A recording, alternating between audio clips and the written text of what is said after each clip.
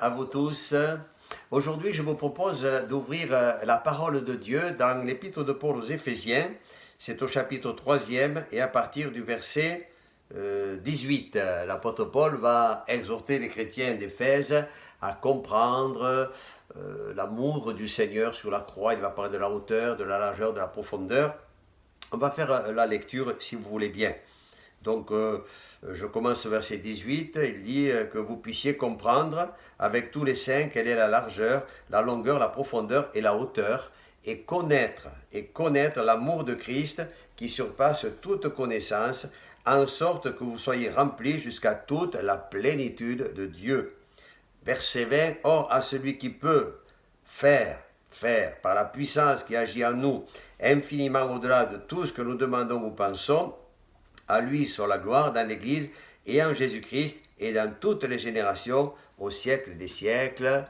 Amen. Vous voyez, l'apôtre Paul exhorte les croyants à réaliser, à comprendre le sens de la croix. Quand il est parlé de la largeur, on peut parler de l'amour de Dieu qui va jusqu'aux extrémités de la terre. La hauteur, on peut penser à la résurrection. La profondeur, c'est la venue de Jésus. Vous voyez, tout cela nous rappelle ce que le Christ a accompli pour nous sur cette croix il y a 2000 ans. Lorsque Jésus est mort sur la croix, avant de mourir, il a prononcé quelques paroles. Je vais simplement en citer deux. Et Jésus dira, Père, pardonne-leur, car ils ne savent ce qu'ils font. Et puis il dira aussi, tout est accompli. Et ensuite il va mourir. Ce sont des paroles qui sont sorties de la bouche de Jésus. Mais je crois que, voyez-vous, aujourd'hui, la croix du calvaire, la croix en elle-même a un message. Et il y a tout ce qui découle de la croix. La croix, c'est le symbole du christianisme. Et quand on regarde à une croix, on ne peut pas ne pas penser à la mort de Jésus. Qu'on soit croyant ou qu'on ne le soit pas, il y a des croix, et les croix, elles nous parlent. Elles nous parlent. Pour certaines, sur des croix, il y a des crucifix. Je voudrais vous dire ici ce matin que quand on connaît Jésus comme son sauveur personnel, on ne le représente pas sur la croix parce qu'on sait qu'il est assis à la droite de Dieu, il intercède pour nous, il est ressuscité, donc il n'y est plus sur la croix. Mais la croix vide, la croix, elle nous parle. Donc c'est un message d'amour. Quand nous sommes devant la croix, nous ne pouvons pas ne pas penser à l'amour de Dieu. Et si quelqu'un n'était pas conscient de cela aujourd'hui, je pense que c'est le but de ce message. La croix, elle a un message. Le langage de la croix, c'est un langage d'amour. Celui de Dieu prenant une forme humaine en Jésus-Christ. Et Dieu s'adresse à tous les êtres humains, à toutes ces créatures, sans préférence. L'évangile de Jean au chapitre 3 au verset 7 nous dit ceci, « Car Dieu a tant aimé le monde, qu'il a donné son Fils unique, afin que quiconque croit en lui ne périsse point, mais qu'il ait la vie éternelle. » Vous voyez, c'est un message d'amour. J'aimerais te dire, mon ami, que Dieu t'aime.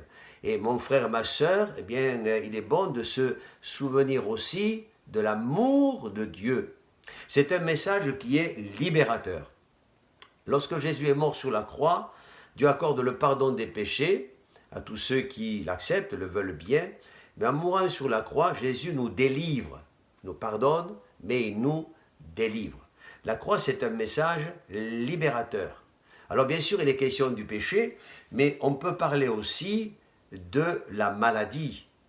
J'ai lu le verset 20 où il est écrit « Or à celui qui peut, par la puissance qui agit en nous, donc son esprit, nous donner infiniment, au-delà de tout ce que nous demandons ou pensons, à lui soit la gloire. » Et je voudrais dire ceci ce matin, c'est que Jésus nous sauve, mais sur la croix, il est mort pour que nous soyons aussi guéris de nos maladies. L'apôtre Pierre dira, lui, dans les meurtrissures duquel vous avez été guéris.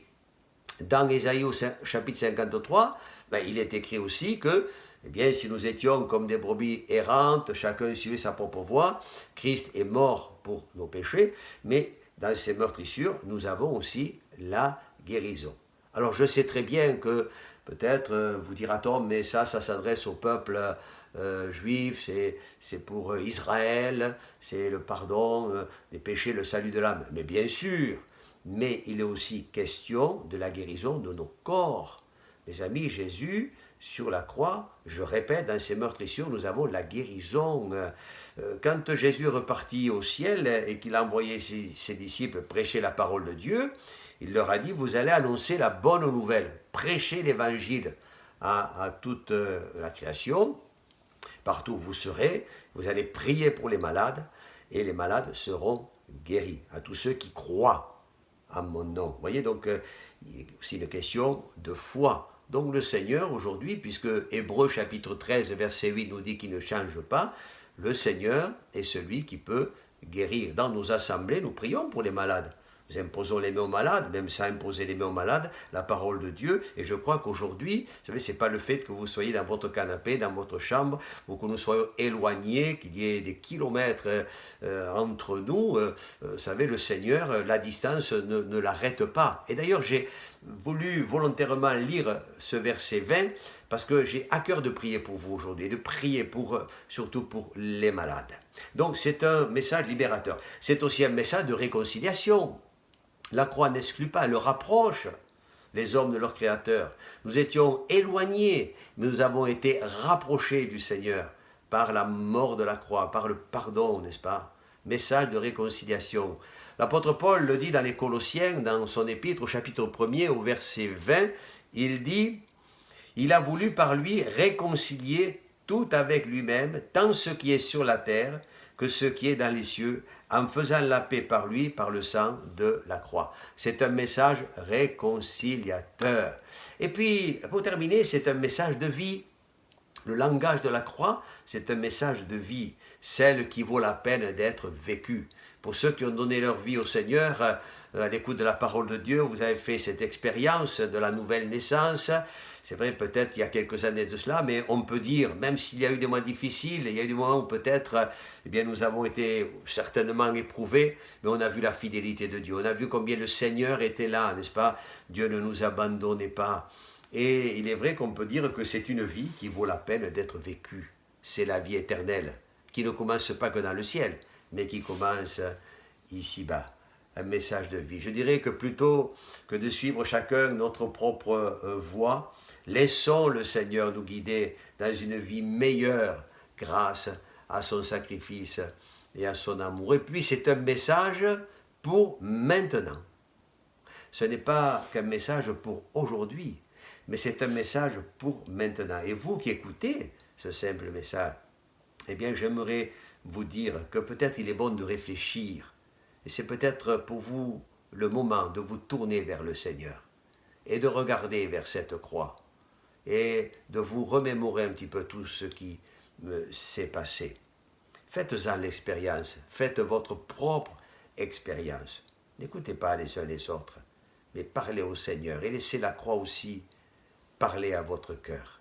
On va donc prier maintenant, comme je l'ai souligné, or à celui qui peut faire, par la puissance, son esprit qui agit en nous. Il peut faire, il peut nous donner infiniment au-delà de tout ce que nous demandons ou pensons. Il y a certainement des chrétiens qui pensent peut-être à une bénédiction, à trouver une solution à un problème.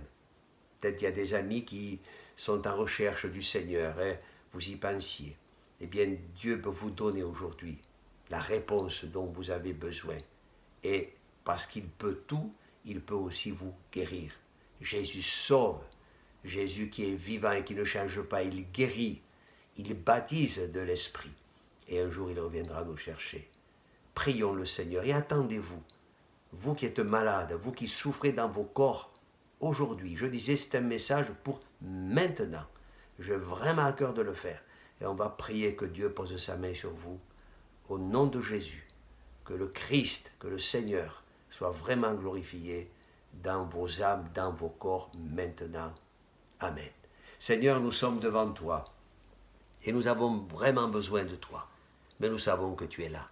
Et je veux te prier, Seigneur, ce matin, pour tous ces bien-aimés qui sont à l'écoute, pour tous ceux qui sont en recherche d'une solution, tous ceux qui sont confrontés à des problèmes. Peut-être, Seigneur, la maladie. Et c'est pour cela vraiment que je veux prier ce matin. Seigneur, je pense à cette femme qui avait vu dans la Bible les médecins et qui allait en empirant dans la souffrance, dans la maladie. Rien n'y avait fait. Seigneur, mais toi, tu as donné une parole. Seigneur, tu as touché. Et quand tu touches un corps, Seigneur, eh bien, c'est pour le bénir. Alors étends tes mains, je prie pour tous ceux qui souffrent, qui sont malades.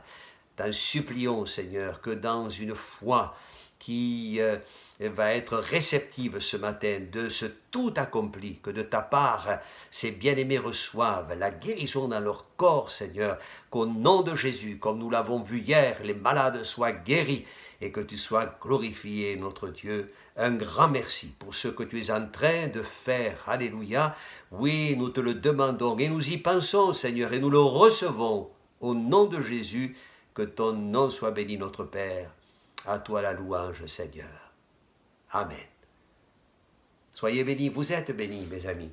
Je vous souhaite une bonne journée, bon courage, à bientôt. Au revoir.